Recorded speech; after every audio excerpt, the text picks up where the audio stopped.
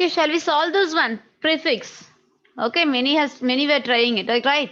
Look at here, when the parenthesis is not given, which one will be first executed? Since the parenthesis is given, xy will be executed first.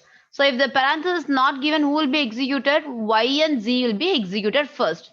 So you can notice that y and z will be evaluated, and what you are doing these two, you are doing multiplication of it.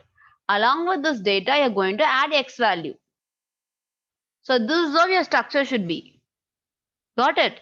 So how the order of evolution is going to be? After multiplying only you're going to add it. When the parenthesis is not there, first preference is given for multiplication.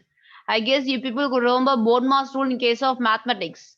The same BODMAS rule has to be followed. First preference is for your multiplication. Okay, this is done. And the same way here, what we'll be doing? Here, u and v, you're going to perform division of it, and along with the divided result you're going to add w. So you're going to add w, and what you're going to do, these two you're going to subtract it. So this could be the prefix expression. Got it? You should see the precedence of the operator in these cases. Operator precedence is important to be noticed. Now let me give us the postfix expression of it. For postfix, just give me the expression.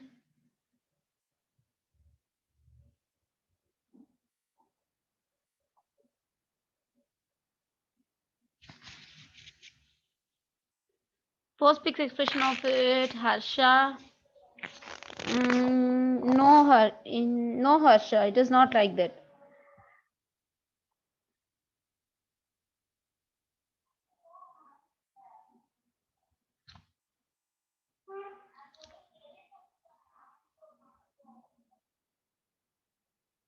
Good, good. Lakshmi, that's good. Niranjan, that's good, Niranjan. The answer is right. Good.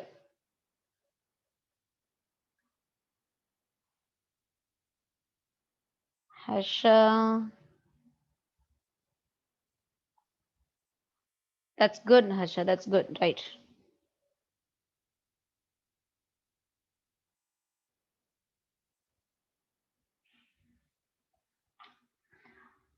Others, what happened? Few members are responding, others were quiet.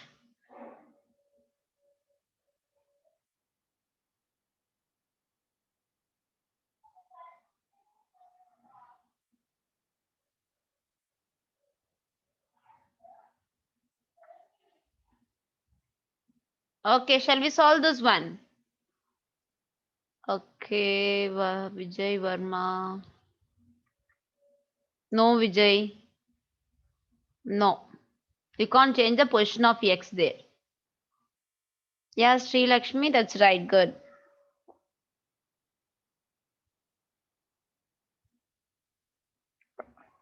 Okay, Santosh. Again, you are changing the position of X. You should not change the order. When you're writing this postfix expression, order should not be changed. That is an important one.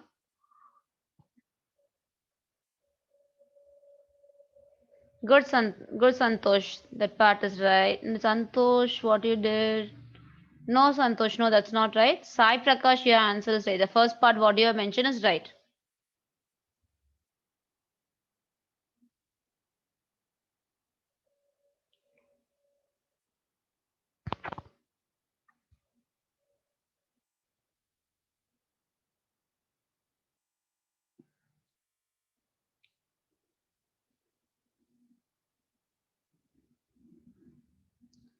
Yeah, Vidya Badi, that is right, Badi.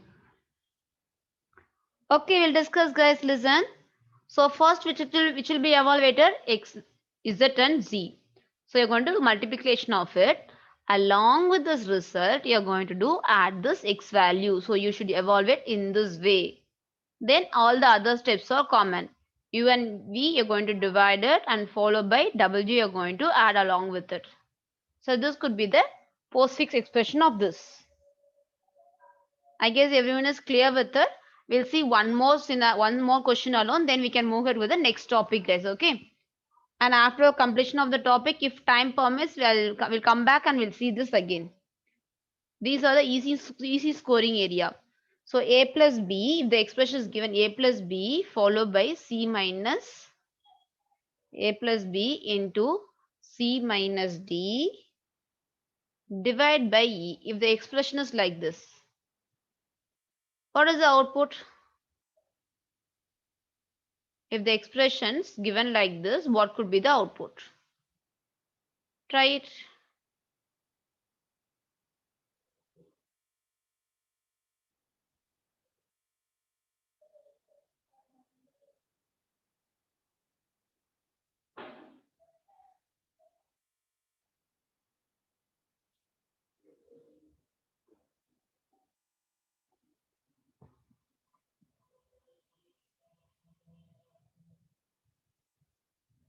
It is so simple only, guys. It is not that much complex.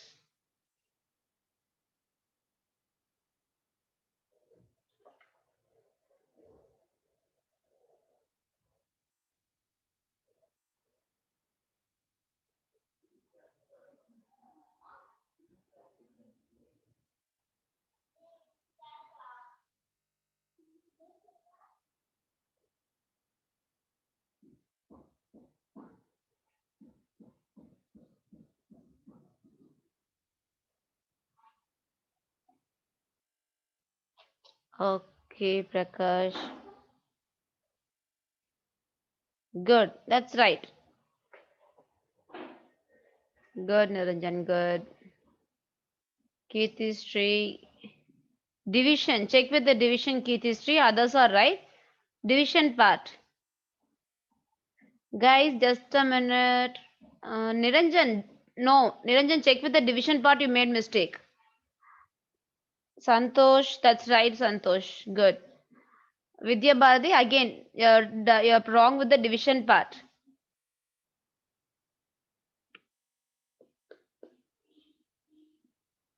This division part is considered only for this number, guys.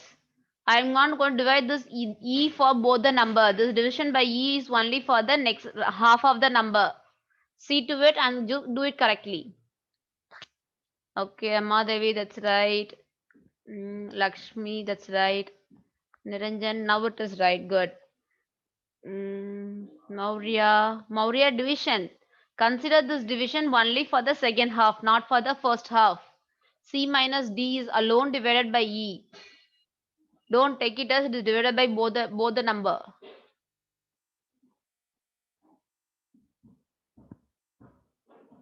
Okay, Sri Lakshmi, good.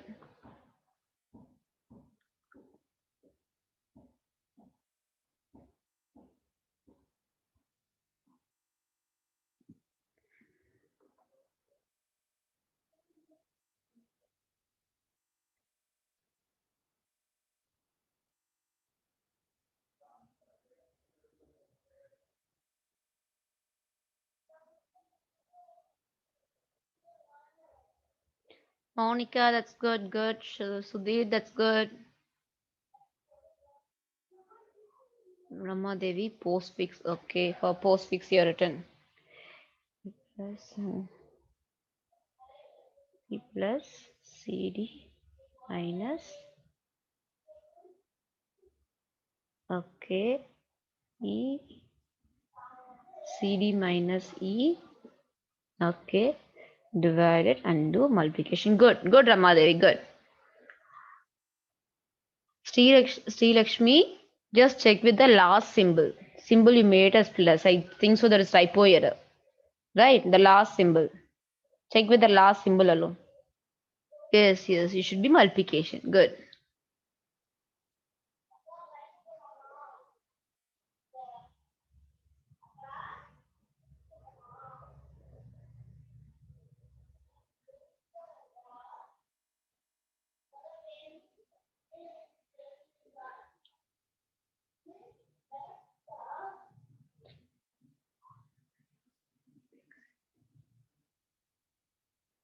So what is the Sai Prakash you're asking? What is the use in infix?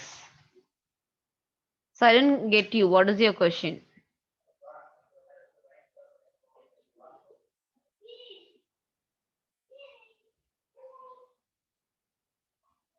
So why this evaluation should be why should we implement this expression evaluation, right? Is that a question, right?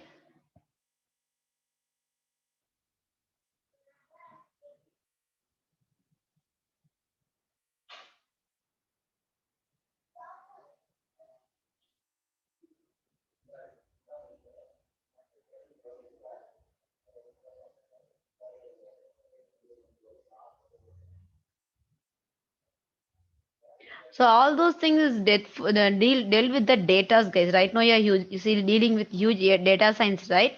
So how the data are sequenced for arranging it, they'll be using it for particular order. Okay, this is mainly for a data structure. For arranging data, I'll be using this one based on some conditions.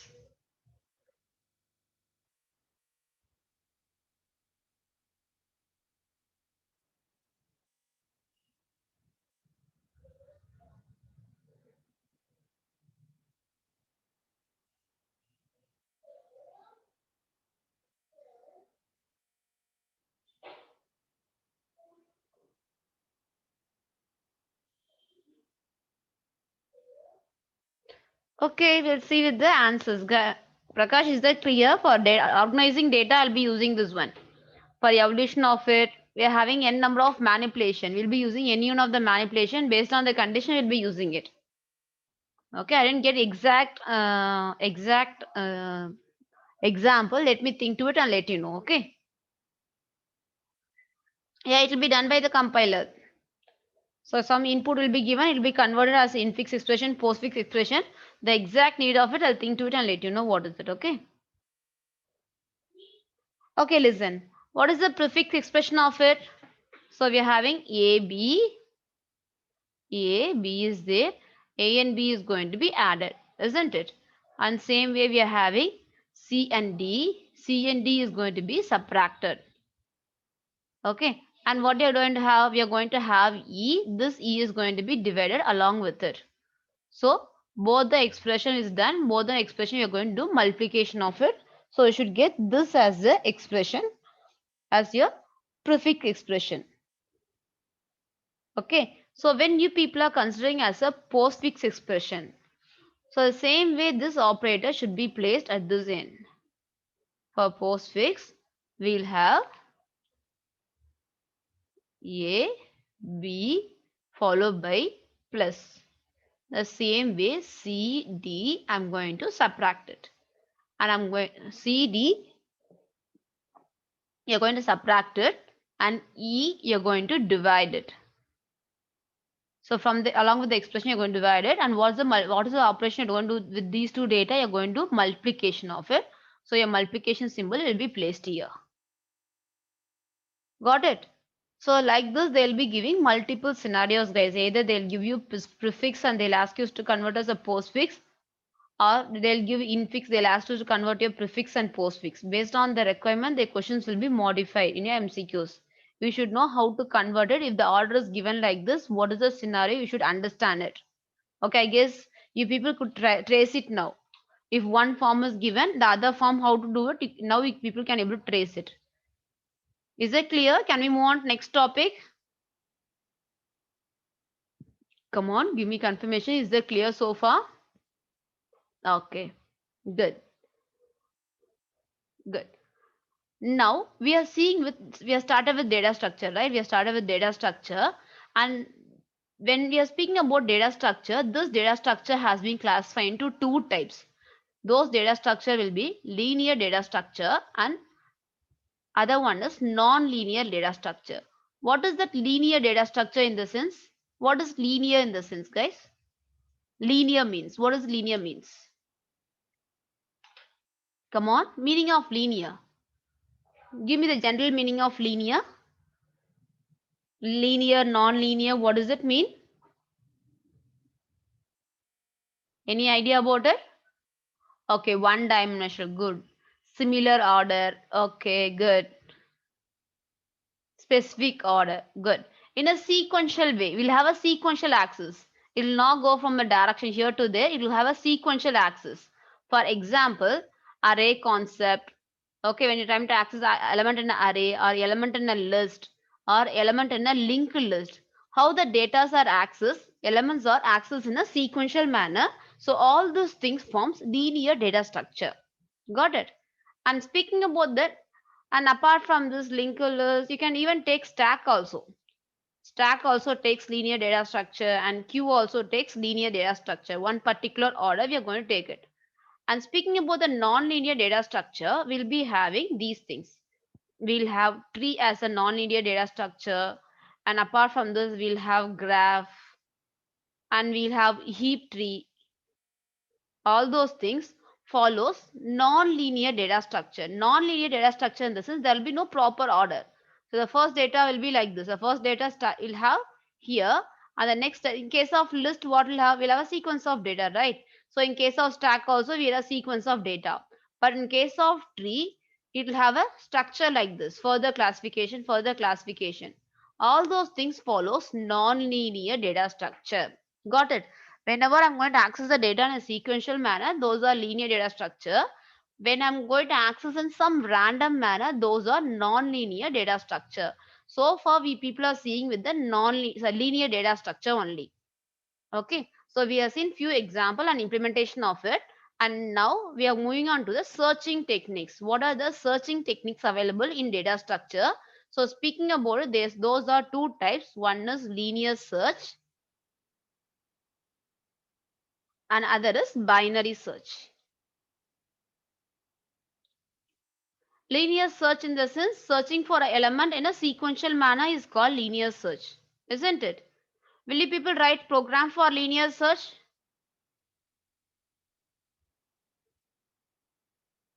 Yes, the tree graph, all those things. Will you people write program for linear search, ma? Will you try it?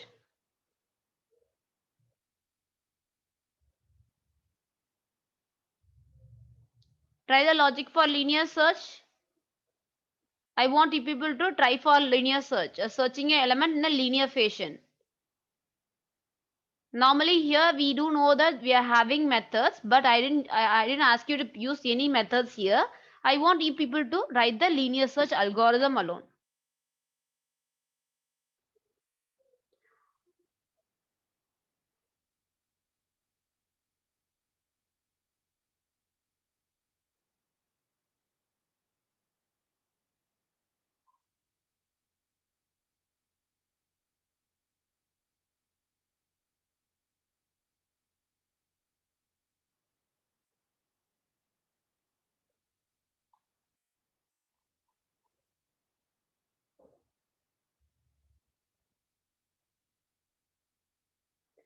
Yeah, algorithm. Just it is about 4 lines, right? Define a function and write the algorithm for it, ma. Don't say it orally. I want you people to write it.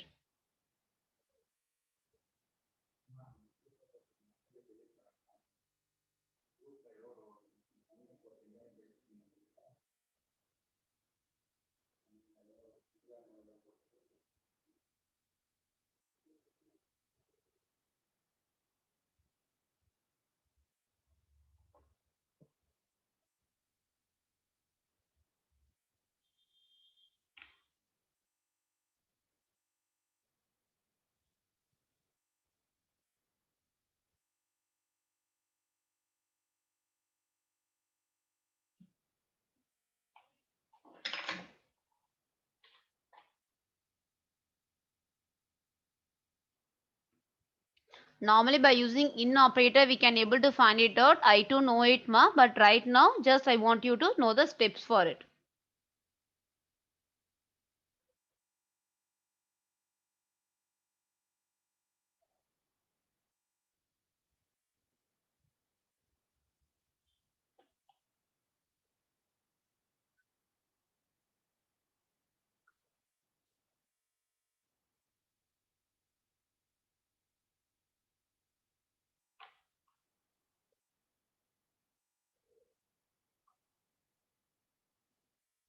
Right now, let me write the outer skeleton alone. I want you people to complete it soon. What is the C Lakshmi? Start IK. Okay. I guess you're typing in mobile. Okay, fine, fine. Yeah, Ram, that's good. Good, good. That's good. So in case of linear search, okay, shall I type here? I could see many people are answering. Good, nice to see. So what will happen? We'll have a function called search, isn't it? We'll have a function called search, and here let us assume you're having list of values. Right now, let me have a list of values. Okay. So let the list of values be 8, 5, 4, some random values I'm giving it. And here from the user, you're going to accept the key element to be searched. You'll be accepting like this, right? Shall I type here? Shall we start discussing, ma? I could see many of your answer is right.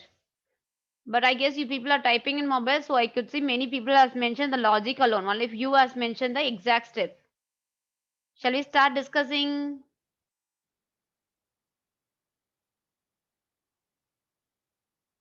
Come on, respond me. Are you people doing? Am I supposed to wait? How it is? Okay. We'll type, okay? So you're supposed to accept key value from the user. So I will discuss about all the possibilities here, ma. Okay. Enter key values. So you're going to accept key value from the user, and here, just a minute, let me save this one. It's not required to reload. We'll overwrite this. Okay. So after this, you're going to search for the element, search for the key. So you're supposed to pass list and you're supposed to search for a key. So here I'll receive my list and I'll search for my key here. So both the things are done. Now how will I search it? Now I'll traverse my entire list, isn't it? I'll mention for I in key. So I'll traverse my entire, sorry, I in list, not key. It's an I in list, is not key. So I in list, and for each and every I, I'll check whether it is equals to my key value. This is a condition, normal condition. If it is there, directly I can mention element found. Element found. This is just a basic questions, guys. And no need of going with further iteration, you can break it. Else. I'm supposed to print this else part for whom? Not for this person. This else part is for your for loop. Else, if throughout the program, this else, guys, keep in mind this else part is not for your if. If I give else for if, each and every time it will print no, element not found, not found. So I don't want that to happen. Only at the end of my statement, I should come to the conclusion whether the element is there or not there. So I'll print element not found. Got it? Okay. So now let us execute it. Just a minute. What happened here? Int of input is missing. So we missed the major part itself. Okay, done. So enter the key. If at all I give 7, you can notice that. So what happened here again? List is not defined. LST. Just a minute. Where it is showing here a search of list. So here you mentioned L. Okay, we'll modify this. So if I give 7 is saying that element found. If I give some other value which is not present, it will give you answer element not found. This is a normal sequence, right? So what happens in here? It checks for the sequence of element. First I'll take 8. Whether for example, if a key is 1, I'll check whether it is matching. No. I'll traverse next matching. No. Next. It'll go like this one by one. So at the end of my loop only I can come for the conclusion whether the element is there or not, isn't it? Yes or no? Is it right? At the end of my list only, if the element is not there, I'm supposed to go ahead with n iteration. So in case of linear search, I'll go ahead with one by one step. Okay, one by one step, and I'll come with the conclusion. If it is not there till the end, if it is not there, I'll come to the conclusion not found. So I can say that simply that when I'm dealing with the linear search, this linear search is suitable for unsorted list. For unsorted list, it is suitable. Unsorted list or array. So if at all you're going to write a program for a sorted list, you know that the list is a sorted. I want to find the presence of the element is there or not. In those case, if I'm writing the same program, that would be fine. Is there any efficient way to do it? Clear with the question what I'm doing, what I'm asking? This rule, this particular program is applicable for both the sorted and unsorted list. For sorted as well as unsorted. For both the things, this particular program will be executed. Okay. If it is unsorted, I'm supposed if the element is not there, I'm supposed to go till end. If you're searching for one, I know that one is not there. Even though when I'll come to the conclusion and once I come to the end only, I can able to do it. Is there is any shortcuts to stop it? The same program, if I'm going to mention for a sorted one, can we do some changes and we can optimize the code? Not code, iteration. Can we optimize the iteration? Can you find it? Transpose the sequential search. Binary search is. I didn't speak about a binary search, Samir. Sri Lakshmi, listen here. My question is, if at all, find the mid. This is a sequential only. I didn't mean that, guys. The list is of, instead of passing this list, let us assume the list is passed like this. The same list that you know that the list whatever was passed is going to be a sorted one. Now we are supposed to perform linear search on it.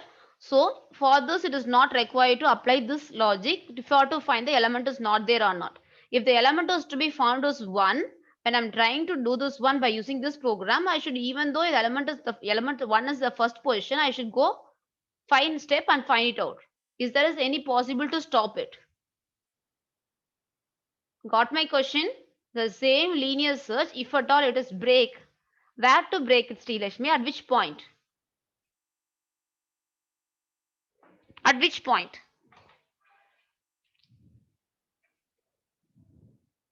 So what is the breaking condition? After finding the element. Yes, we are breaking it. My question is, if the element is not there also, I should go till n. Somehow we are breaking here. When the element is found, we are breaking it. So what is the condition? If the element is not there, I should break it immediately. Good.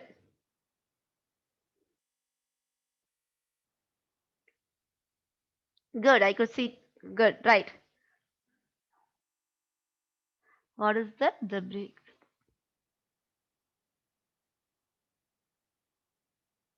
It is not. You're not. This is a linear search. Don't do this skipping process. Skipping process. I didn't ask you. Okay. So what you can do it? If at all the element to be key searched is 1. Okay, key search is 1. You can do one thing. You can have one if condition. During a checking process, you can have one if condition here. If my I value, whatever the taken I value is less than or equal to key value. If this condition is true, then go further and check for it. Okay. If this condition is false, then break it immediately or then print element not found. Okay. Here, what I can do is just a minute.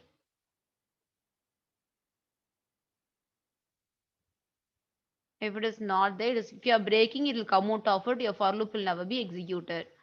So no way you're supposed to print it. Or else you're supposed to mention flag value. You are supposed to have any one of the option.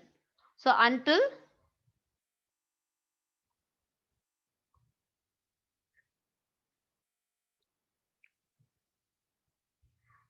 why is the list of I? I itself the element of the list, Sri Lakshmi. Got it? I in this is element of a list. So if I give 1, the same output, but what happened? Within one iteration, I'm stopping it. I didn't go for multiple iteration. I didn't go to search of my length of it. Okay, you can mention this one, you can mention break here. It is not required to go further. Or you can mention break, or you can mention even break is also not sufficient. You can mention return. So once you give what happened, once I find that the element is less than or equal to key value, then it'll go. When it is greater, I'll print the element not found. Directly I'll come out from there. No need of further execution at all. Is it clear? So this linear search can be done in this approach also.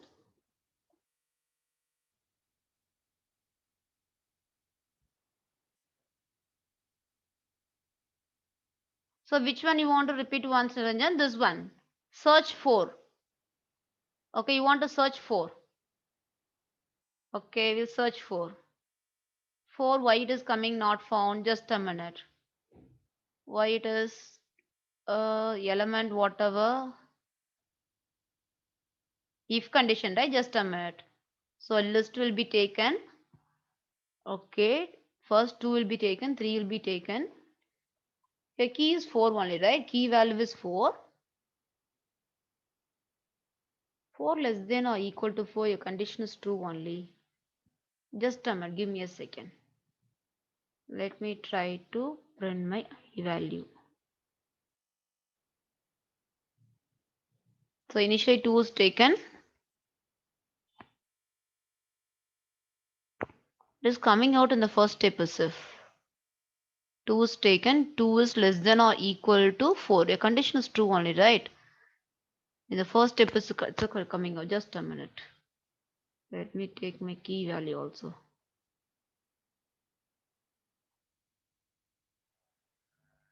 If 2 is less than or equal to 4.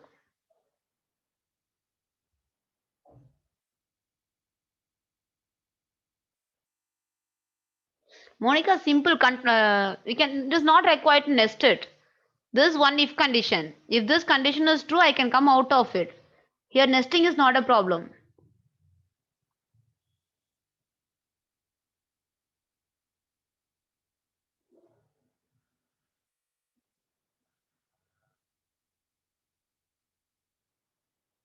So it is true only. What happens here? Both the value is 2 and 4 only. Condition 2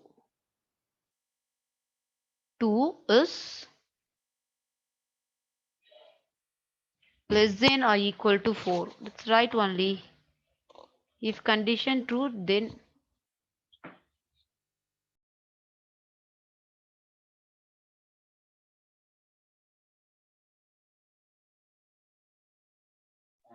if true is condition, then print no. Yes, what we are trying to, we people are trying to hear, if 2 is less than 4, isn't it? 2 is less than or equal to 4. Sorry guys, here, when your key value is,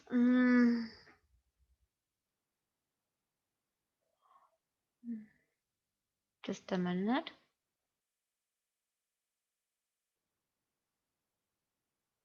If I value is greater than a key value.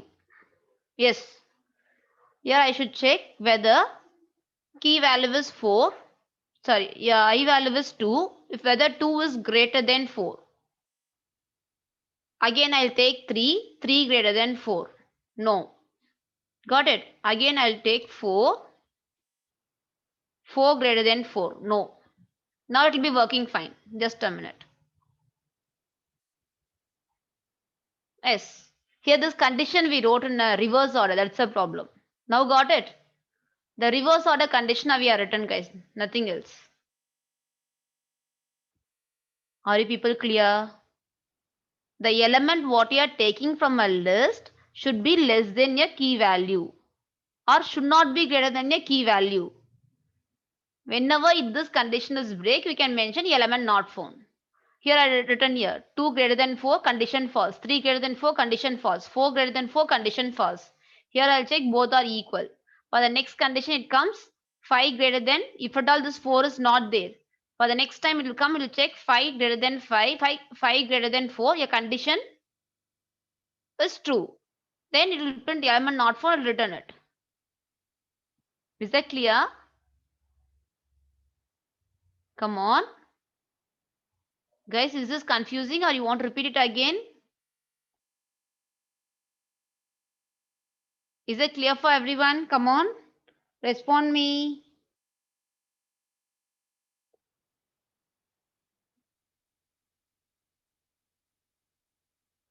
Clear, right? Good. Nice to see. Okay. And next what you're going to do is, we know that what is this linear search.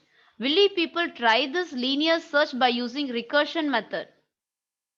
Linear search by recursion.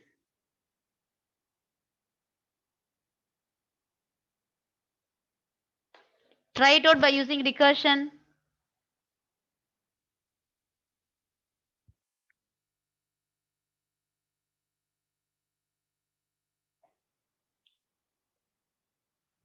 Recursive method. Implementation of recursion, the same logic by using recursion.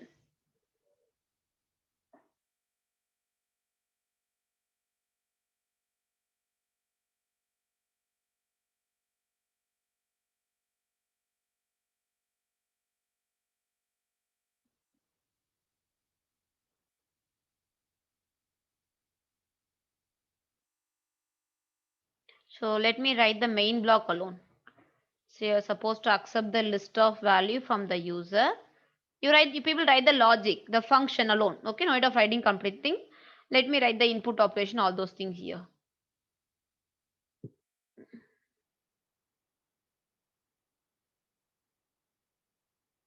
Enter list, let me write here.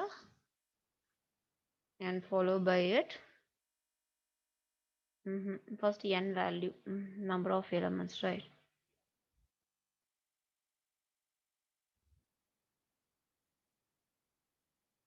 Try to make it faster.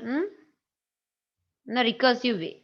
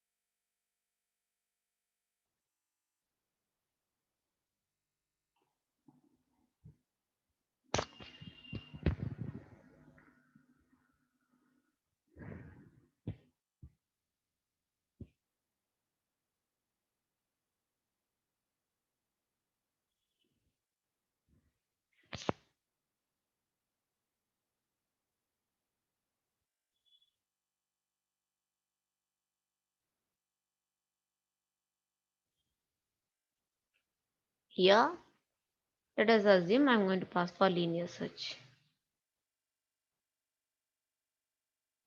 This is your function call. And here from here, let me pass the list and follow by key and follow by size as n minus 1.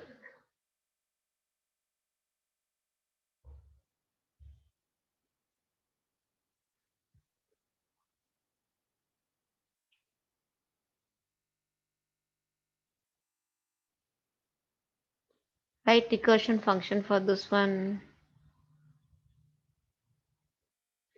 Hardly it will be of 2 to 3 lines, not more than that. Recursion function logic.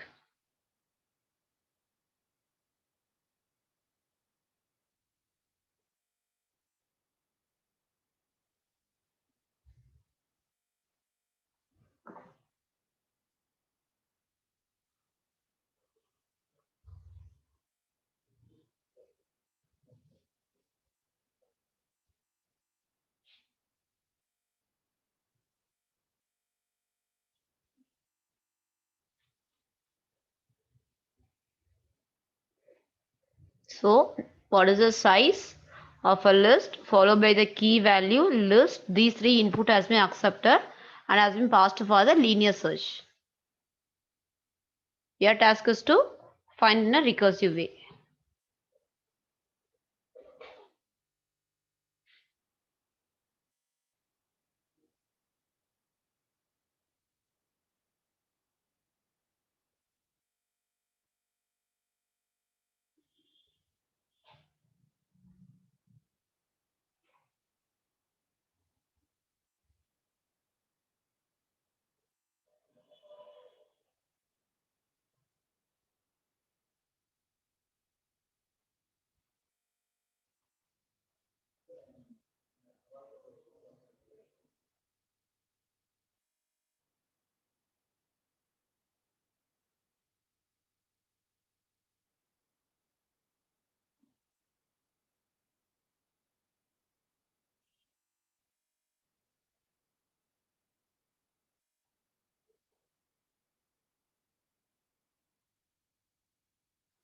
Make it faster.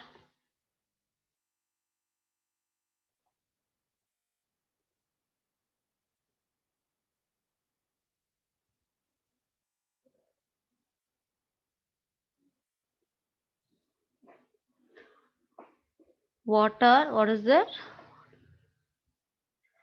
Here we took these three inputs, Samir, from the user. What is the length of the list? We are going to find the search operation, and what is the value, and followed by what is the key value you're going to search for. These three elements.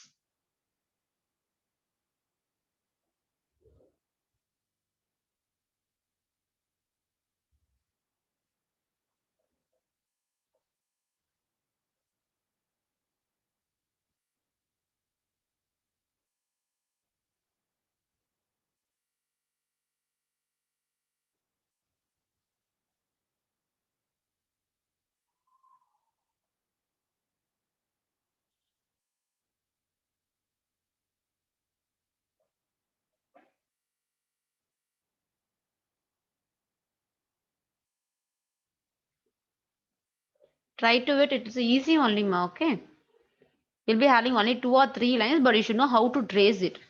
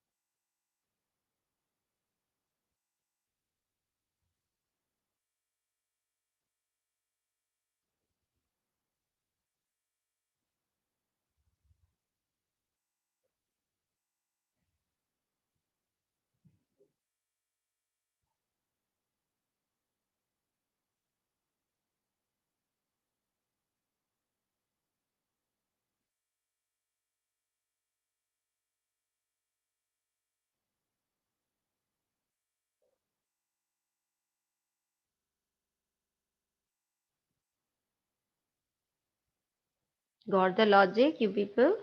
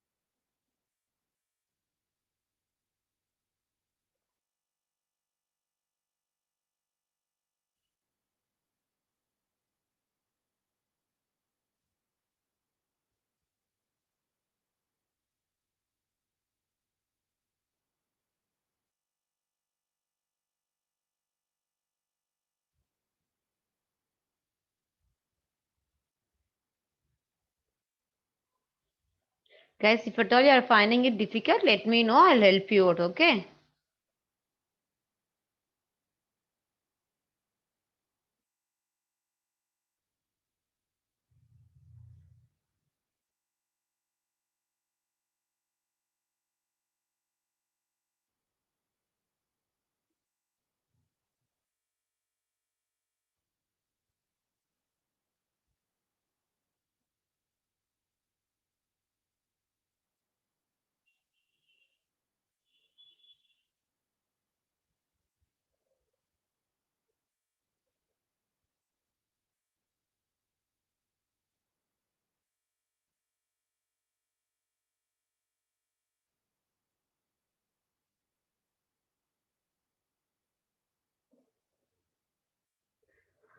Okay, what is it, Ram? You written.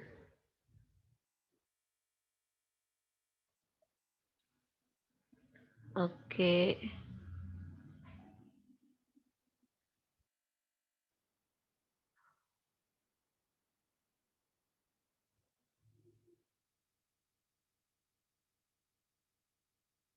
Good, good, good, Ram, good. Your logic is good.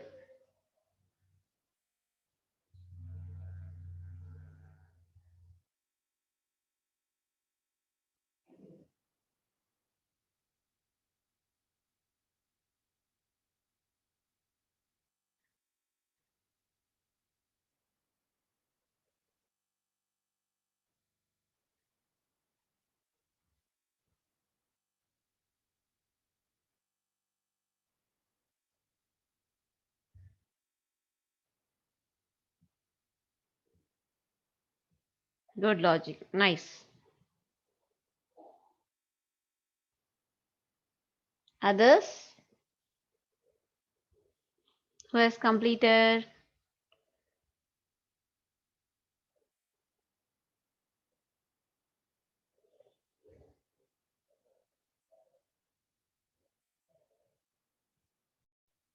So when you're starting with iteration from n, the last element will be checked with what is the index position of it.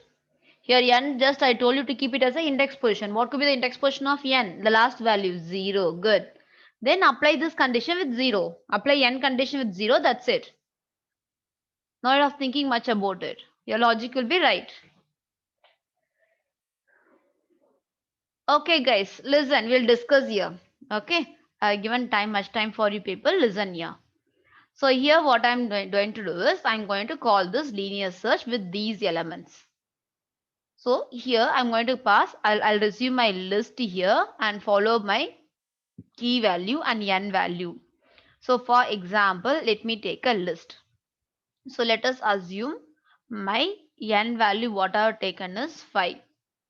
And let us assume I have taken this list such a way 4, 6, some random values 2, 7 and 1. So let it be these values are taken. Now let us assume the key element to be searched is, let me take the key element to be searched is, let me take as 4. Let me take the first element. It will be easy for us to trace it. So this is 4.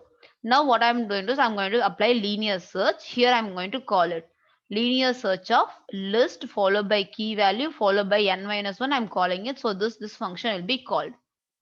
Here, what I told you, this n value is the size of it. Here, what is the size of it? 5. So, if it is 5, I'm passing n minus 1 as my n value. The reason is, I'll have values only till 4. 0, 1, 2, 3, 4. So, I'll pass 4 as my value. So, you can notice that these information will be received here. Now, what I'm going to do is, I'm going to start my linear search from the end of my list. I'll start my linear search from my end of the list since I'm passing the size of it. So I'll start searching from here till the 0th element. So starting from 4th position till 0th position, I'm going to start searching it. So for each and every search, I'll check whether the element is there or not. So if my list of what? What is the index position? Right now, what is the index position? List of 4 is equals to my key value. I'll check it. If it is equal, directly I'll return the index position of it. If it is not equal, I'll go ahead with the same process. If this is not equal, then I'll check with the previous number, isn't it? I'll check with the previous index position. So I'll call this particular step again. So here I'll call the same step, but here is I'll mention n minus 1. So this step is going to be repeated again and again. So now let us start with the tracing of the stack. So I'll write the stack tracing here so that it will be easy for everyone to understand it. Stack tracing. Listen here. So what we'll do is initially we'll be passing this one. So initially right now a key value is 5, isn't it? And after this I'll check where the 5 is there. The fifth position value I'll check with 1. The key value what you have passed is, so let me take this value here. Here your list is, this is a list. What you have taken is, this is your list. And when you are speaking about a key value to be searched is 4 is a key value, and your n value is 5. This is given. So as of now, n value is taken as fourth index position. So when I'm passing it, we'll check with the fourth index position. So fourth index position is checked. It is not equal. So it is calling with the function again. So this is a recursion, guys. So it make use of stack memory. So stack in the sense it will be stacking about to it. So now what happened? Right now it will call with n minus 1. Now n minus 1 is 3. So it will check with the element at the third position. It is not equal. So again this function call happens. Right now I'll check with the second position. No, element is not there. If else is not there also, it will be executing Shamir. Okay, else is there or not there, both are literally mean same. Okay, again I'll go with the first position. I'll check element is there or not. No, 6 is not equals to the given element 4.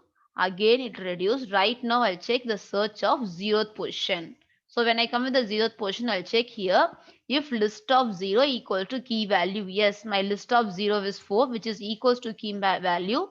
Then I'll return my n value. Here I can apply the condition if at all my linear search returns some positive value. If it is not equals to -1, I can take any positive value. Then I can print here as element found.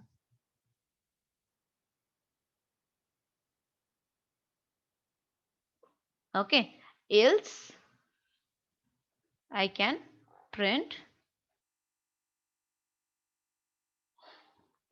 element not found. This condition I can apply. Look at here, just for if the right now I can notice that 4 is present at the 0th position. So here at this point we'll come to the conclusion element found. This condition is all about if the element is there, this will work fine. If at all the search element is some other element which is not there. For example, let us assume key element is 40, which is not there. What happens? This will keep on decreasing and it goes infinite loop. The reason is there is no termination point. I should terminate at certain point, right? So if I'm starting my traverse at nth position till 0 only, I can able to compare it. Less than 0 it is not possible to compare. So you can add one more condition here. If n value is less than 0,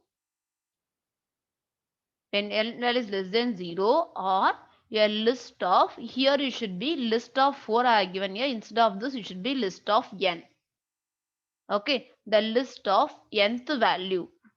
List of nth value is equals to a key value. Then return your n value. Guys, got it? Yes, Rami, should be list of n only. Clear with this, guys? The same linear search only.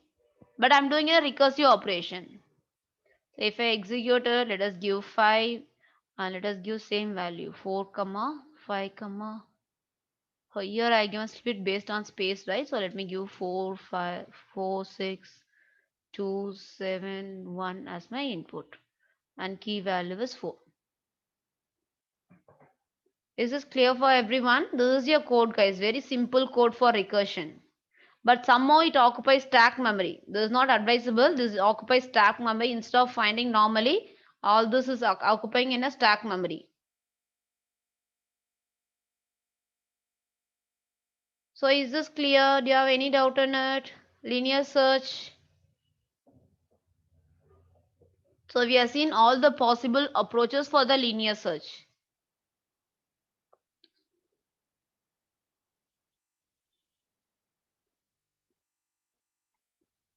Clear, right? Okay, what is the time complexity for linear search? So we have seen this one, right? So what is the time complexity here?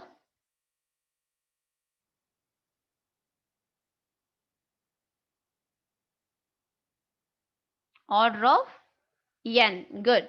The time complexity will be the order of n. N times I'll be iterating it. The worst case only you'll be taking it. So best case, if the element is present in the first scenario, you'll be doing fine. So the worst case is order of n. Even for the space complexity also will have a order of n. This is all about your linear search. Is this clear for everyone? Is this linear search clear? Shall we move on to binary search?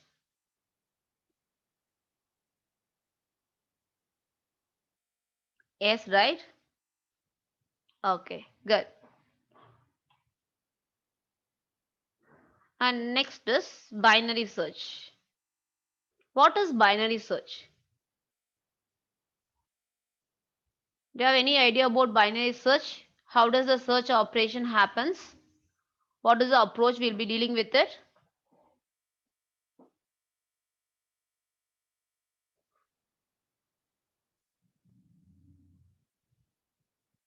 Okay, search for sorted list is taken mid. Okay, using mid value.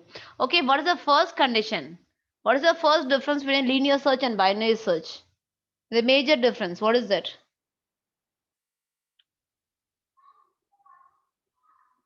Major difference between the binary search and linear search. The first one important difference, what is that? Time complexity. Okay, good. Before time complexity, one important difference is good, Niranjan. That is nothing but this binary search will be applicable only for a sorted array. This binary search is not applicable for unsorted array. This is applicable only on a sorted array alone. And after this only we can notice that compared to these things, which is a efficient one. This binary search is a more efficient compared to a linear search. This is an efficient algorithm or effective algorithm or efficient algorithm, whatever it is may be. Okay. So the reason is, what is the reason? It follows one approach. What is that approach we are going to follow in this particular binary search, guys? Does binary search comes under linear data structure? That by here this particular linear search comes under linear data structure. What about this binary search? Does it comes under linear? Sequential access is linear. No, right? No, it never comes under linear. The reason is we'll be following the one approach. What is that approach here? In case of data structure, you may have came across greedy approach and one more approach. What is that? These two are important data structures. Data will be organized only based on these approaches. What are those? Good, good. Others, have you heard about this divide and conquer? Divide and conquer approach. This is the approach which will be implementing for binary search. We will be using divide and conquer approach. Okay, we'll be using this approach for solving this binary search. Can anyone explain me what is binary search? How you will be implementing it? What is the approach for binary search? How will you do it? You can mention me the steps here. How we can implement it.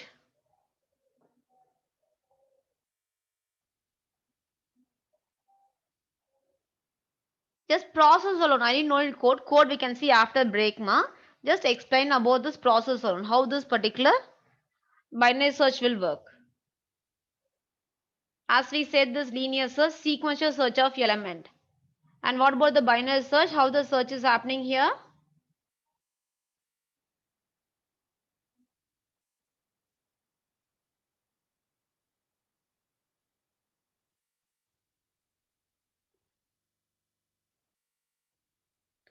Okay, good, Ram. Take a mid value, find case less than mid. Good, good.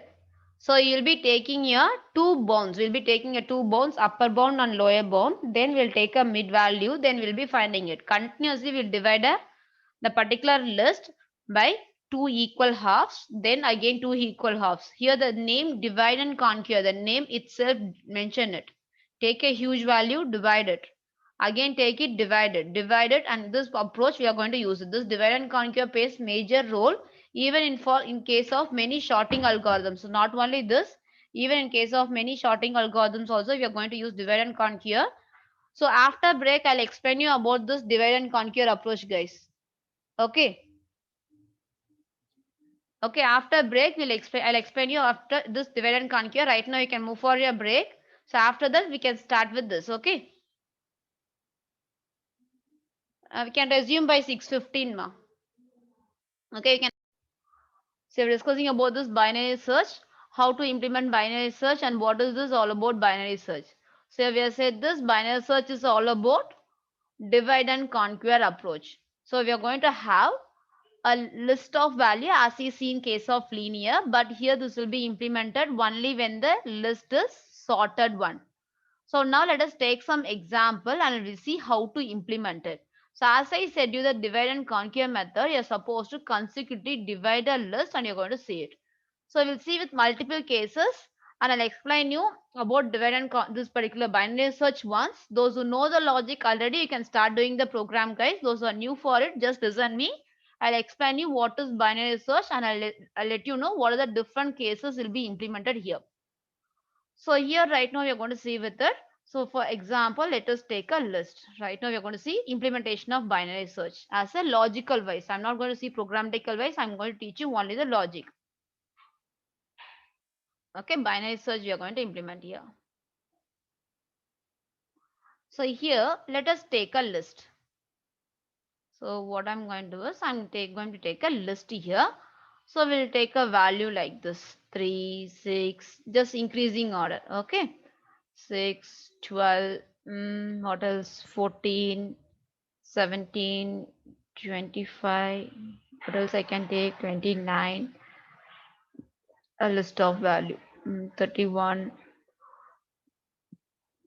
36, 42, 47. Some big list guys, it'll be useful for all the test cases. 55, 62. I guess it is sufficient. Okay. What is the size? 3, 6, 9, 12, 15. Okay. Here the size whatever I taken is your size of this list is I taken 15. And here we are going to perform this binary search. So how this binary search is going to perform? We are supposed to keep track of your beginning. Okay, which is nothing but starting and ending value. We'll have start and we'll keep track of my ending value. Normally, your starting position starts with 0, 0th index. And your ending position starts with initially with n minus 1. N minus 1 index. Our search will be like this. I'll find the mid value. Initially, I'll find the mid value. This is how we are going to do it like, do it, listen here carefully. So I'll just add start value plus end value. I'll add these two and I'll find a mid value and I'll check if the element is there or not. If the element is not there, then I'll check that whatever the key value you are searching is less than, let us assume, I'm going to search some value which is 12. So I'll have one some key value. Okay. You'll be, let us assume 12 is a key value. Here, let me tell you the overall flow of it, guys. Here, the binary search is taken as you'll be having two tracking pointer. One is start, another is end. So you'll be having start is 0th position, end is n minus 1 position. I'll accept key value from the user. If the key value is 12, I'll find the mid index value. So mid index value, when I'm trying to divide this one, I'll get this. If let me take normal approach itself, I'll take 1 to 15 right now. Okay, for your understanding, I'll take 1 to 15. So for 1 to 15, if I'm dividing it, I'll get 8 as a mid value, isn't it? So what is the element at the mid position? 8. You can notice that 1, 2, 3, 4, 5, 6, 7, 8. The eighth element is 29. So what are the key element I'm searching is 12, which is less than 29. So whenever I find that element, whatever I'm searching is less than 29, then you're supposed to decrement here. You're supposed to assign here n value with mid minus 1. You're supposed to take only this range. So once you come to the conclusion, the element whatever is you're searching is not the mid, is not a mid element, then I'll take my range to my left value. So now let us go with the tracing of it. This guys, directly I'll go for a tracing. Listen carefully here. So this is the value of it. This is the value just we are taken here. Let me paste it here. And when I say index value, it is 1, 2, 3, 4, 5, 6, 7, 8, 9, 10. Guys, while you're learning this concept, learn clearly. The reason is when you're coming with merge shot and quick shot. So again, we'll follow this divide and conquer approach. Okay. Those are learning for first time, try to understand clearly. If you find something doubts, you can let me know. Okay. So these are the index portion. Just let me assume this is the first value, second value, third value, and so on. So let us assume, let me consider multiple scenario. Let us assume the key element to be searched is 30. I want to find whether 30 is there or not. This is my condition. Okay. Now let me go ahead further. If this is a condition distance, I'll take a low value and I'll take my high value and I'll take my mid value. These are the three conditions I'm going to do it. So we know that mid is how to calculate a mid, low plus high, low plus high divided by 2. This is a logic. So now we'll go ahead there. A low value is 1 and a high value whatever I taken is 15. This is a high value I taken. So if I find the mid value 1 plus 1 plus 15, 1 plus 15 divided by 2. 16 divided by 2 you will get 8 as my index position. So I'll check the element at the 8th position. It is 29, which is not equals to my key value, isn't it? It is not equal to key value. Then if it is not equal to key value, I'll check one condition. If my mid value is less than, I'll check either my mid value is less than your key or my mid value is greater than my key. If it is not equal, I'll check two conditions. First, I'll check whether my mid value is equals to my key value. If it is equal, then and there I can come for a conclusion that the element is found. So if it is not there, then I'll check whether my mid value is less than my key value or my mid value is greater than my key value. So here what is the condition? The element to be searched is 30. So which is greater than my key value, isn't it? So here this is a condition, element is greater than my key value. So for sure I can come to the conclusion whatever the element I'm searching will be at the second half. It will not be at the first half, it will be only at the second half. So what happened? Here ending should be same and right now I should start searching with this range, right? I should not go ahead with the previous range. Right now, my range should be modified. This should be a modified range. I should not go ahead with the previous one. So what should I do is I should modify. Previously, we know that where is our starting pointer? Our starting pointer is here. This is our lowest element and this is my highest position previously. Now what happens? Your highest position remains same but your lowest position has to be brought to this. So this is my mid value what I got. So if this condition is not true, again it's not required to start from mid. Again we can start your range from here to there. So if at all your key value is greater than mid value, you're supposed to do one step. That is nothing but you're supposed to modify your low range to mid plus 1.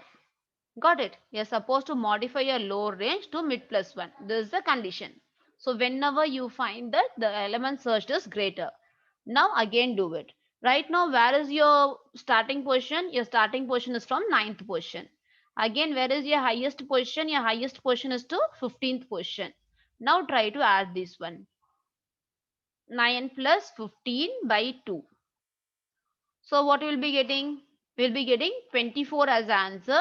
So once you are dividing by 2, you'll get 12. Now the element to be searched is 30. So what is the mid index position? We got 12. Right now this is the mid index position. We got it. So now I'll check that the key value is equal. No. Whether the key value is greater? No. It is lesser. If it is lesser in this sense, what should I do? I should modify the range of it. So previously, so right now this is not within this range. So now what happened? I should take the range till this. So for sure the element only will be only this position. So whatever the mid value I got is 30. Whatever I got is 12. So I'll check that whether 30 element of the 12th position is equals to key. It is not there. If it is not equal, then I'll check whether the mid value is less than or greater than your key value. I could find that your mid value is greater than your key value. Then the element will be at this range. So at this range, your low remains same. Previously, we have modified the rows. So your row remains same. Now, who will be modified? Your high will be modified now. So from here, your high will be modified here. So previously from here, your low is modified here, right? The same way from here, now high will be modified. The reason is the range will be only within this one. So what you're supposed to do when it is lesser, what you are doing is you are doing it where your high is made with mid position minus 1. Got it? Your high is made with mid position minus 1. Now again this process continue. Right now it starts with 9. Again your high is 11. Now what we'll do, I'll mention 9 plus 11 by 2. So you'll get 20 as the answer. Divide by 2, you'll get 10 as the answer. Now I'll check the element at the 10th position. Right now, what is the mid value I got? Our mid value I got is at the 10th position. This is the mid value I got it. Now I'll check whether my mid value is equals to key element to be searched. No. Then go ahead with this one. Whether mid value is less than your key value. Is 36 less than 30? No, right? It is greater than your 30. Then what you're supposed to do is you're supposed to increment. Then you're supposed, then we know that the element will be at this position. There's something symbol wrong, I guess, right? Is the symbol is wrong?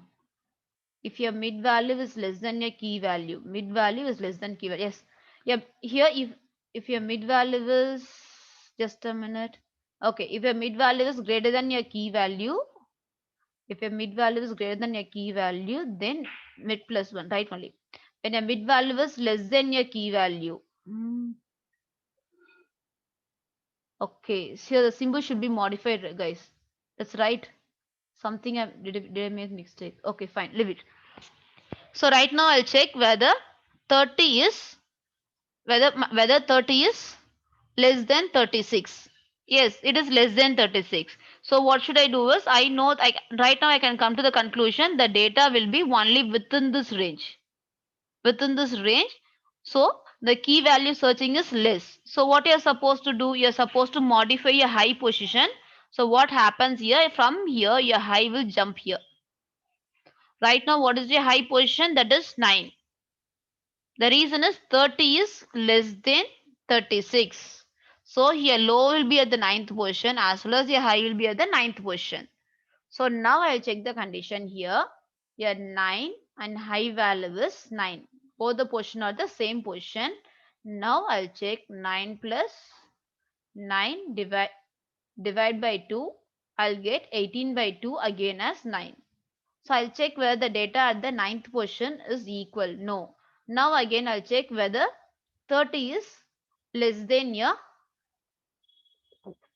30 is less than your 31. Yes, it is lesser. If it is lesser, what I'll do? Again, my high will be modified. Your low remains same, guys. Your low will not be modified. Your high will be decremented by 1. Your high will be assigned with mid minus 1. So your high comes here now. Your high will be at this position and your low will be at this position. So at this point, what happened? You can notice that your high becomes, your low becomes 9 and your high becomes 8.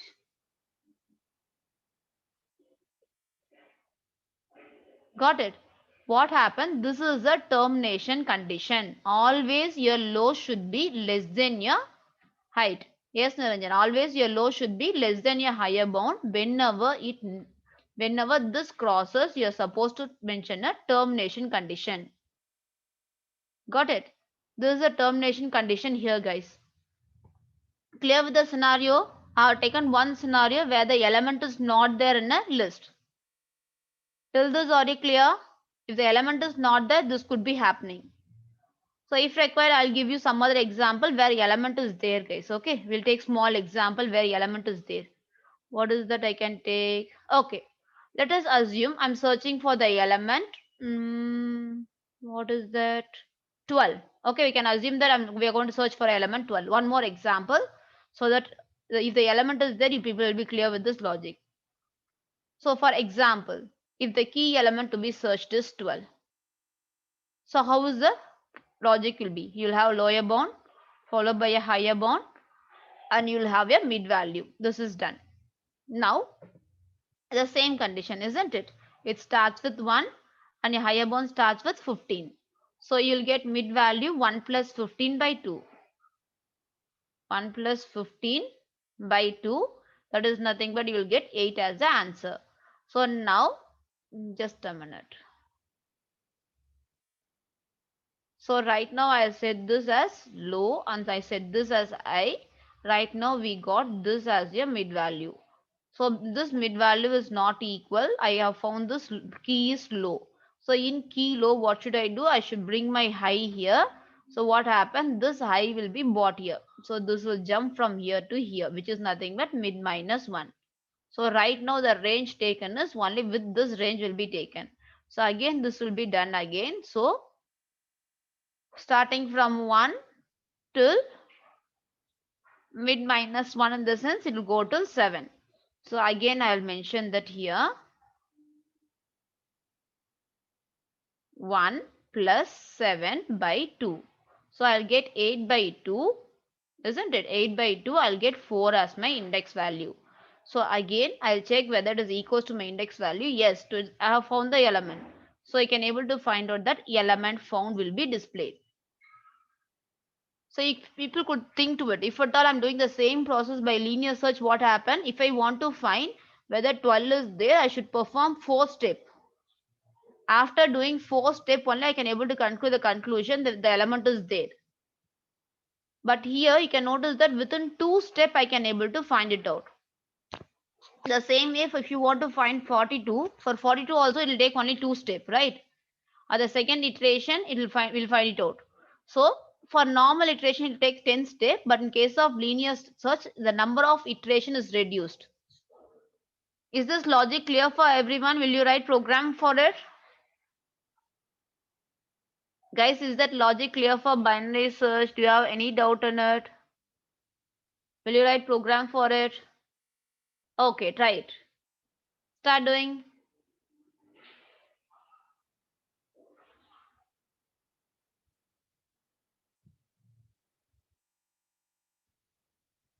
So let me write outer skeleton alone here, okay? N value will be accepted from your user. So let it be 15. Done. Good. Who is that? Ram has done. Okay, linear search length.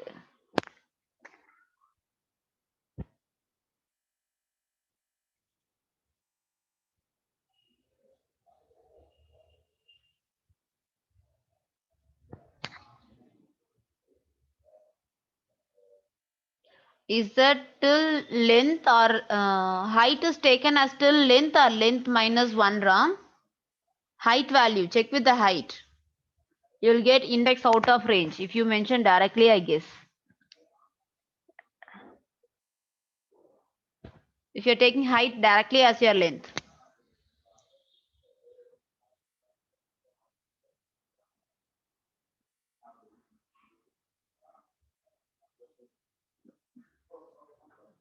Okay.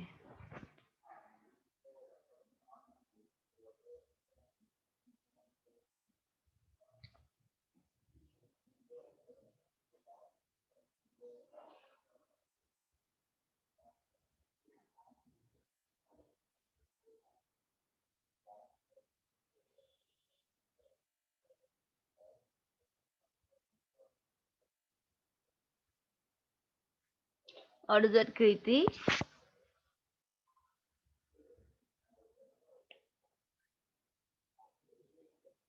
For even list or odd list, it will work fine, Kirti. For all the logic, it will work fine. Not only for even. It will work for all the lists, the same logic.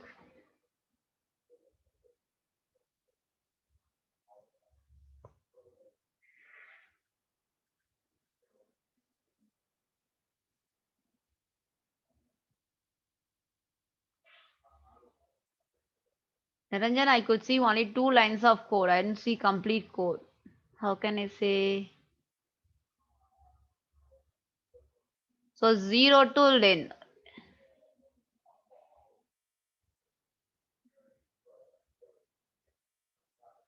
The length should start with 0 to len minus, h should be len minus 1. The length of the list minus 1. It is not required to go to length. Okay. If h is len, then it will be index out of range, Ram. Niranjan, what happened? I could receive only one condition. Where's the complete program?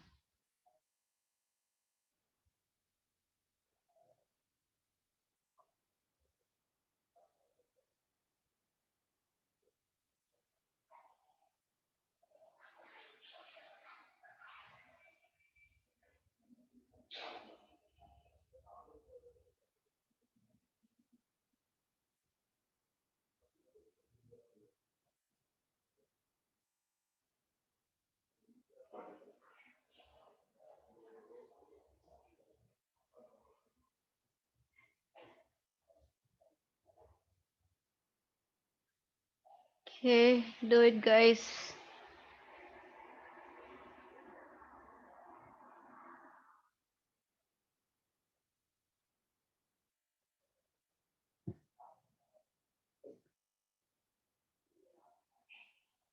I have told you the exact process.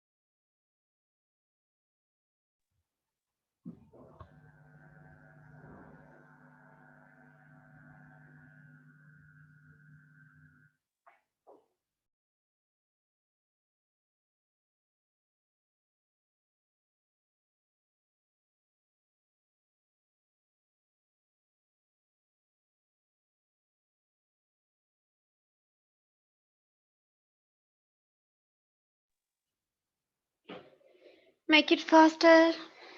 I'll wait for a few more minutes. Guys, also completed. You can try. You can post your answers. Okay. So we'll still see with the logic. So we are going to define this binary search, isn't it? So we have written the function. So here what I told you, you're going to take a lower bound value as 0. And what is a higher bound? A higher bound will be length minus 1, isn't it? Length of the list minus 1. So since the list is starting from your 0, it should be length of the list minus 1 will be your higher bound. Okay. What is the termination condition I told you? This process has to continue again multiple times until your lower bound is less than your higher bound. If this condition is true, less than or equal, that's fine. Equal in the sense mid position. Okay. If it is equal, that's fine. If it is going beyond it, that is a termination condition. Okay. So we are supposed to apply condition here while, okay, while your length is less than or equal to your height. If this condition is true, go further. Else, no need of going further, you can stop it. Okay, so this is the condition. Here for each and every iteration, what I will do is I'll check whether I'll find a mid value. What is my mid value? Low plus high divided by 2. Make sure that this division should be an integer division. So whatever the step I told you guys, the same step I'm going to repeat here. Nothing new I'm going to do, the same step. Okay, the exact same step I'm going to do here. Okay, listen. So I'll be having low assign, mid assign, low plus high divided by 2. I'll be doing it. And here, I can able to come to the conclusion. Here, if at all the particular element is there, I can check with the condition if my key value is equals to my list of mid value. If it is equal, what does it mean? The element is there, right? So directly I can return the position. Return my position. So position is monitored by using mid value. I can do it. So else, if this condition is fail. So if this condition is fail, this is what happened. Either my search element might be less than my mid value or greater than my mid value. It can be of this range or the other range. So what I should do here is I should go here to the else part. Else if I can have one more condition, I have two conditions, right?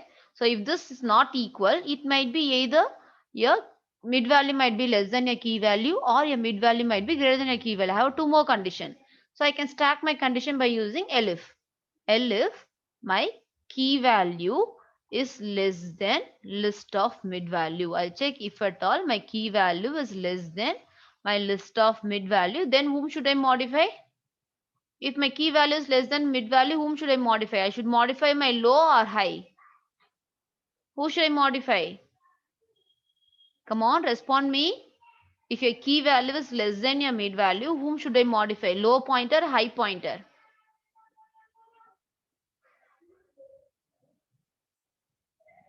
My high.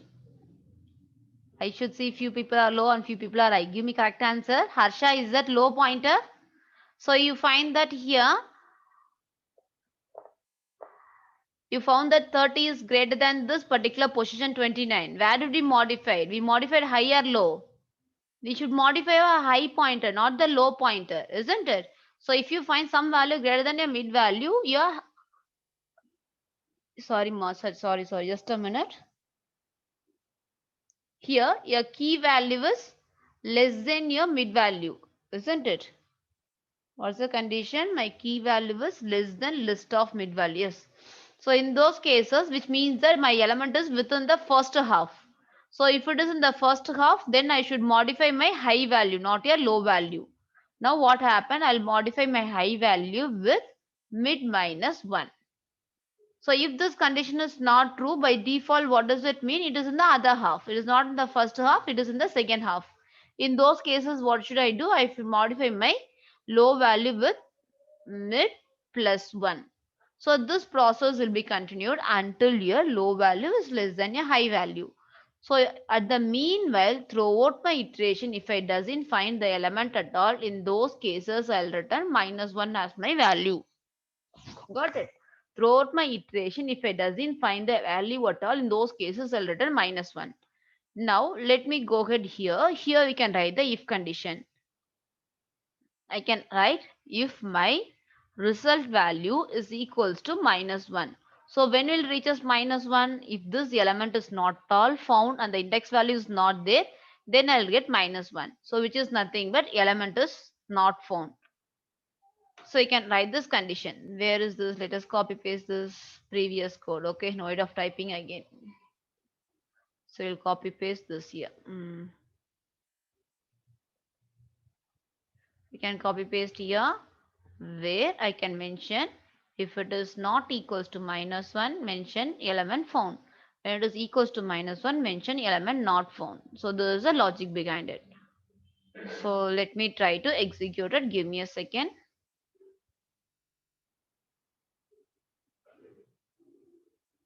So if at all the key value to be found is 12, so it's going to mention element found. If at all I'm going to mention the element 1, your logic is right, but the number of iteration happens will be reduced. Compared to a linear search, number of iteration is reduced here. Is it clear, guys?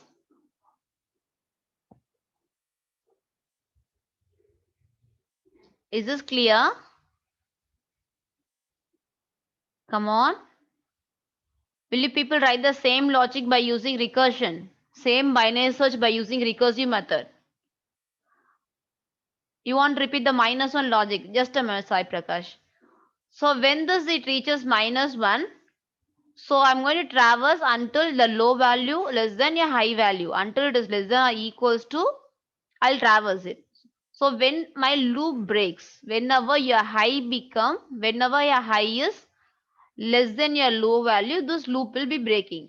So when does this loop breaks, it will come out of it and I'll give return minus 1 as a result. So this two process will be continued again until your key value is equals to your mid value. Somehow you'll get the answer with the mid value. So if it is not all possible until your low is less than or equal to high, then you will be throwing -1 as your answer. So if I throw -1, it means that the value is not there. The reason throwing -1 is the index range starts with 1 and will be greater than 0 only. It is not, it is always greater than 0. That is the reason I'm throwing -1 versus my value. So you can either throw false also. Okay, here this value will be easy for us. Always the index value is greater than 0, greater than or equal to 0. So I can mention -1 as my false condition. So clear with this one?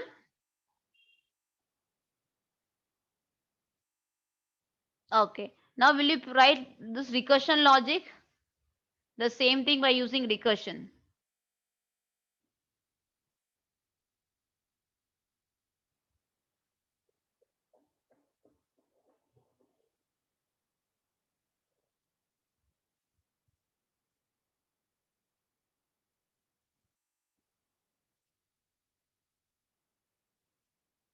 Try it soon.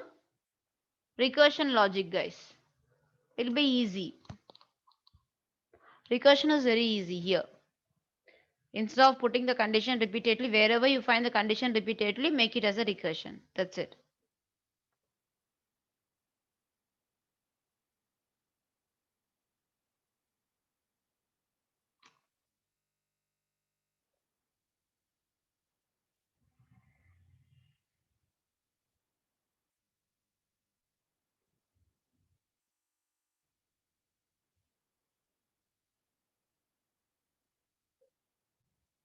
Okay, Pavan, I'll be posting the code in the chat box. Just give me a second.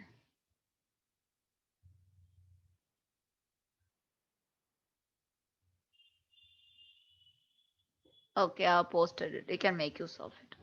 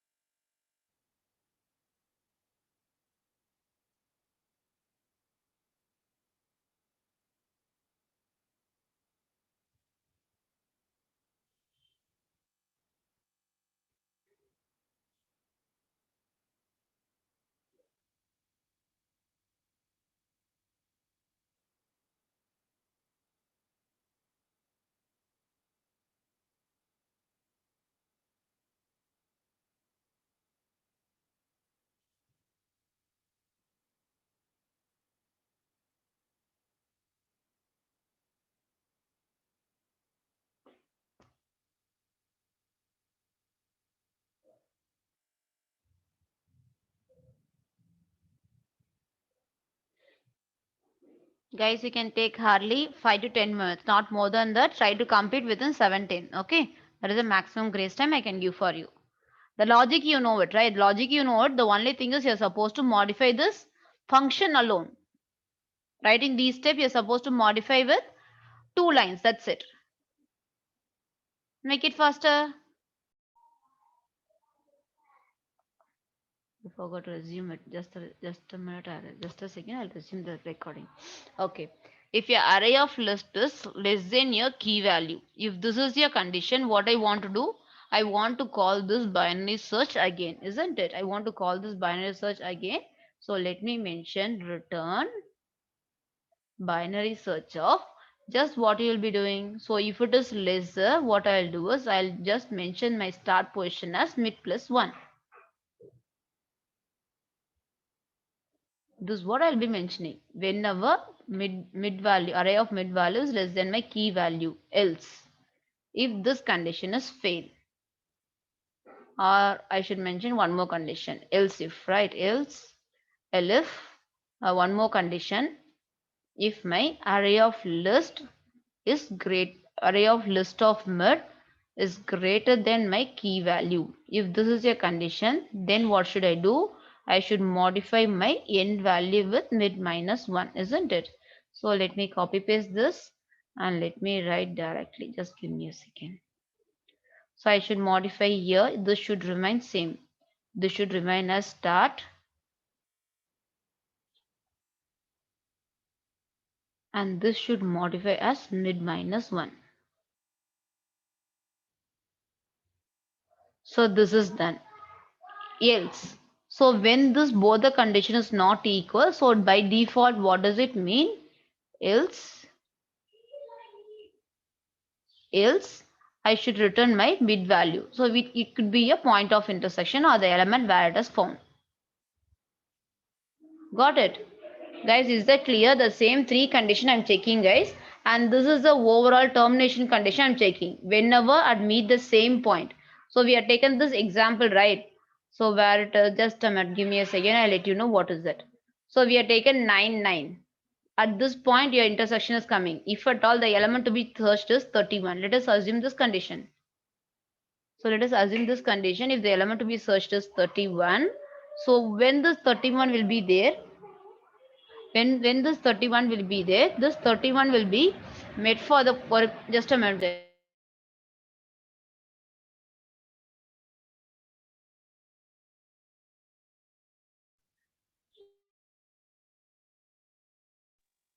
Guys, listen here. If at all the element to be searched is 31. Sorry for the interrupt, guys. If at all the element is searched to be 31. So you can notice that when this 31 will be found, when this 31 will be found at this point, you can notice that your start and end will be same, isn't it? Your start and end will be same. Okay, this would be the condition. So you can notice it here. This is the condition I have written here. If at all my start and end is equal, then I can find out if it is equals to my key value, then I can return my start index position, which means the element is found. When the intersection point is there, even then my element is not there. Then what I'll return? I'll return minus 1. Guys, is this clear? These three steps are same as we did previously. The same three steps. The same three steps. Instead of this while loop, we made a recursive call of a function. Look at here. For this three step, we made a recursive call of this function. Okay, we made again. And for the element is at the mid position, with these two conditions not satisfied, automatically I know that the element is present at the mid position. This could be the right one. So and this condition is for the exception cases. If at all the both the index is same and it is equals to my key value, I'll return my starting index. Even if you give the end also, both will be same. Start and end will be the same position. Else I'll perform minus 1 as my, I'll display minus 1. So which means that both the index are same. Where 9 is there, but I couldn't find the element 30. So in those cases, I'll return minus 1 as my result. Is this clear for you people? Recursion, how we implemented here. Do you have any doubt on it, ma? If you have any doubt, you can let me know.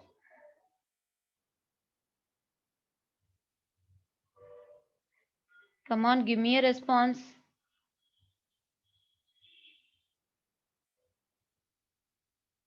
Is that clear?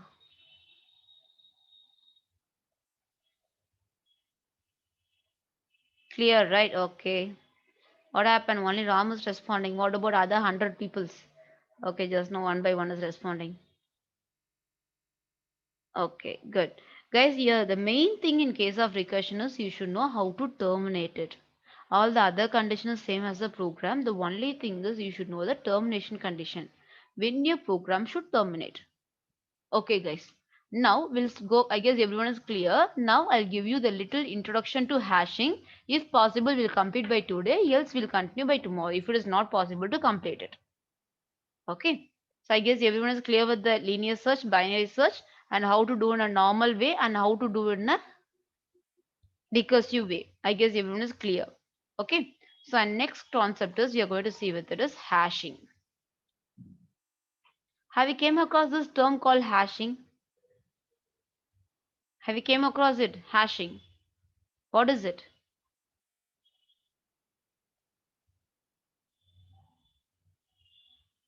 What is it hashing, ma?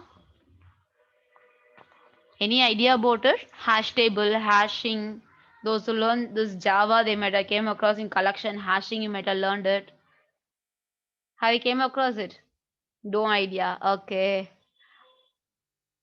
Here, hashing is the process of mapping large amount of data to a smaller table.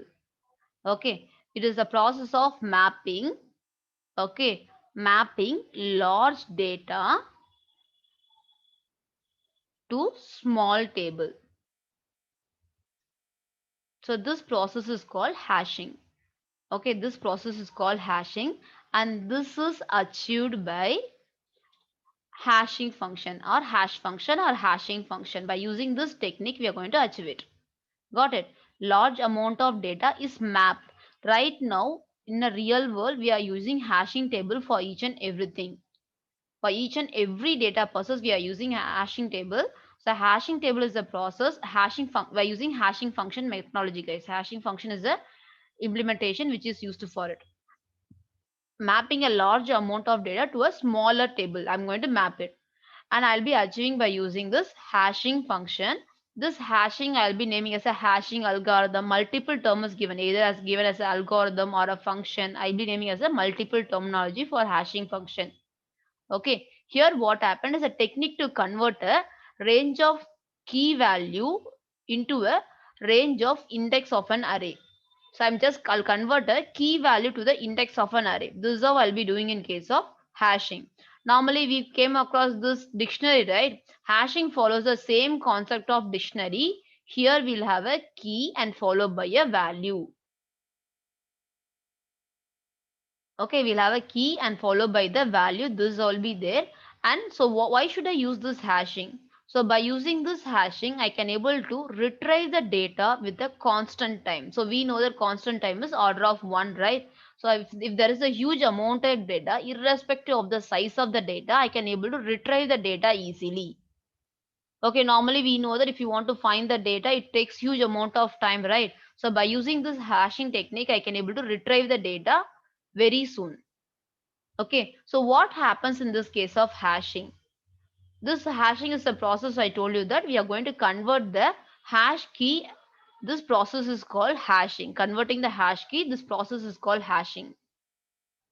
So we'll take key value pass here. Keys and values and pass will be taken and we'll be synchronizing it. So this will be achieved by using the hash table. So this hashing I'm going to achieve by mentioning hash table here. Okay, so only by using this hash table I'm going to do it, and this hash table is one of the data structure. This hashing is achieved by hashing function, and this hashing function is implemented by using hash table. So this uses data structure, so which follows key value pass, as we say that which follows key value pass. Got it? So let me show you the diagrammatic representation how the hash table will be there. So a hash table is nothing but it is a fixed size. It is a fixed size array. It is a fixed size array where you are going to store the huge amount of value in this fixed size array. Okay, where each and every list is also called bucket here. Each and every array list will be having array list, and those are called buckets. So all the datas are mapped based on the key value. I'll give some example, guys. These are all about the theory of a hashing table. There are a lot of things to be covered in hashing table. So let me cover only with the key points alone.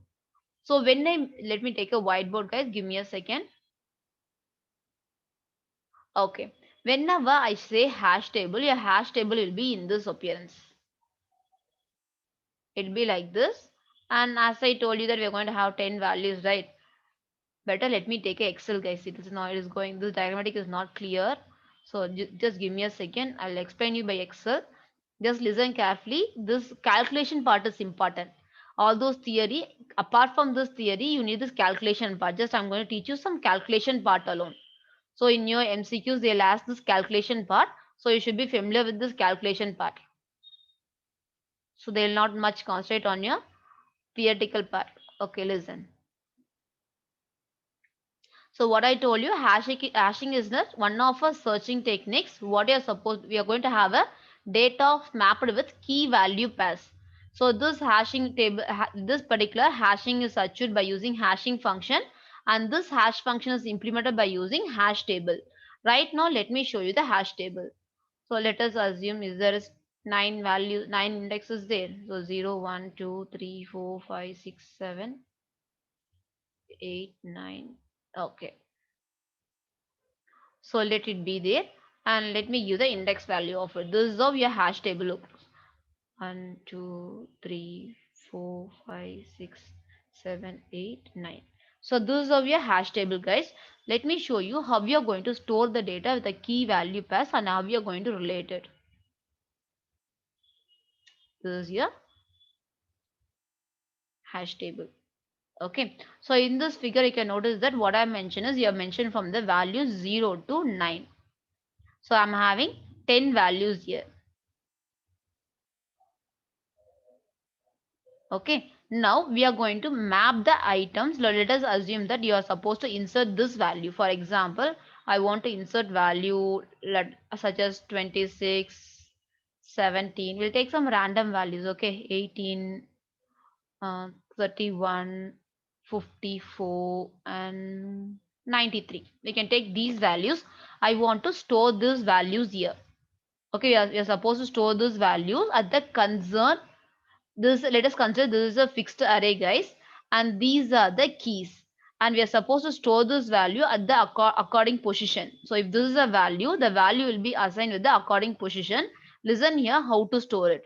And here right now I'm this particular hashing can be achieved by different methods, by using folding methods or by using division mod method. Here I'm just showing you people how to implement this division method alone. Okay, you're going to see with the division method. So how to store the values by using division method? We are having one formula. First, we are supposed to find the hash key. So if you want to find the hash key, there is one formula. So what is that formula is? You will be having key value modulo by number of slots in the table. Here we are taken 9 slots, right? Number of slots in the table. This is a formula you're supposed to find to store the data at the appropriate position. So that what happened, it will be easy for us to access the data. So first let me take the data whatever to be stored is. Let me have data here and let me have the value. Let me have values, this formula. Let us assume that we are going to implement this formula. That's your next column. So this is a formula, key divided key modulo by the slots. This is a formula which you're going to apply here, and this is a hash value which you're going to get it. So what is the data? First data I want to store in the hash table. Let us assume that is 26. 26 is the first data I want to store it. So what I'll do is I'll mention 26. And how many slots are in this table, guys? What is the size of this table? What is the size of this array? Come on. What is the size of this array? 10, right? So I'll be mentioning 26 modulo by 10. I'll be getting hash value of 6. Okay, I'll get 6 as my value. So what happened? Now this 26 will be placed at the position of 6. So again I'll take next value 70. I'll do this formula. 70 modulo by 10. I'll get 0 as my value. Then this 70 will be stored at the concerned position.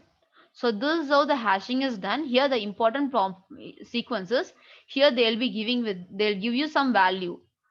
Okay, and you're supposed to implement this formula and you're supposed to store the data in the hash table. This is a task will be given for you. So look at here for the remaining values also we can write it. If 18 is given, you will be mentioned as 18 modulo by 10, and here you'll get 8 as the answer. So at the 8th position you'll be storing 18. Okay, we are having multiple techniques, guys. If some collision occurs, for example, again we are having one element called 36. Here if some collision occur, we are having various techniques for it. Right now just understand this division method alone, that is sufficient. This is my next, this is what I told you. Now Ria, if 36 occur, then you will be going with the collision issues. Collision formula will be there. In collision there will be multiple techniques is there. Okay, that is a huge concept. I'll let you know by tomorrow. Okay, right now just we'll see about this division method alone without collision. Division will happen only without collision. When there is collision, division is not implementable. Got it? So this technique is without collision. So if it is there, you'll get 1 as the answer. Then this data will be stored at the 31st location. The same way, if it is 54, you will be having 54 modulo by 10. You will be getting 4 as the answer. Then this data will be stored at the fourth position. So this is how the values will be filled. So taking the index as a key, and these are the values. These are the hash values. So you can notice that, and next one is 90. What is the value we have taken? 93. So 93 is the next value. So I'll be mentioning 93 modulo by 10. I'll get 3 as my hash value. It will be stored in a concerned position.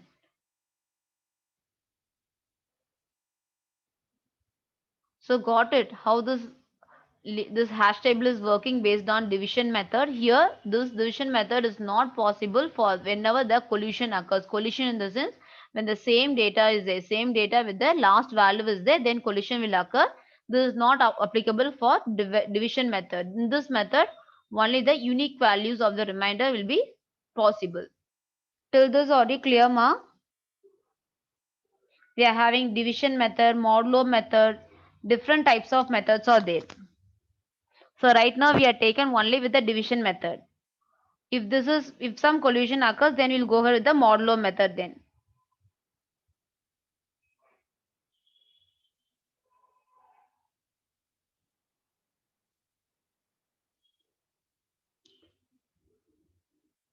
Okay. So if some collision occurs, then if required, you'll be using modulo.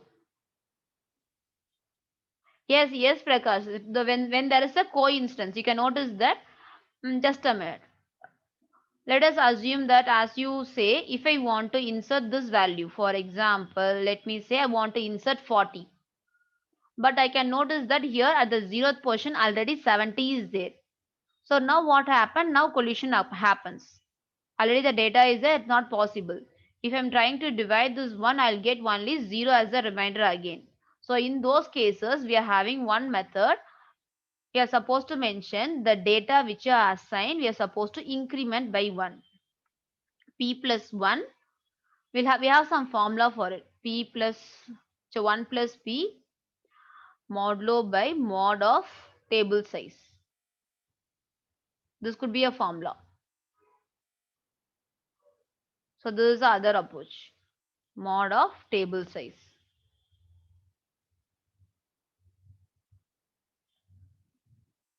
So they'll be doing like this. So right now, as we know what is the P value. What is the position we are getting here? The position we are getting is 0. P is the position, guys. Don't worry about what is P. P is the position. So which position is occupied already? Position 0 is occupied.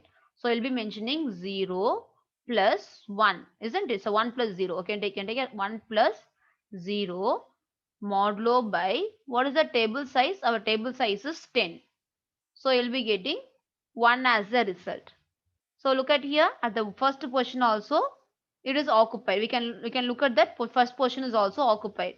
Again what happened? Again this process will be continued. So what happened? Right now first position is not there. Again what happened? 1 plus 1 modulo by 10. So what happened? Right now it will give you second position. Then store the data at your second position. So this is how the insertion of the data in a hash table occurs. Got it, guys? If there is some collision occurs, then you can go ahead with the modulo method. The one important key point is you should know about the formula. This formula and this formula is important. So how to implement it? Sometimes the MCQs will be the direct formula itself, or sometimes they'll ask you to implement it. And they'll ask you to find out the position of the element in the hash table. Is that clear? Here the n value we are taken as 10 as the n value, which is nothing but array value. Hash table size. Come on, is that clear for everyone? Do you have any doubt in it, ma? Respond me. Yes, okay. Shall we wind up the session?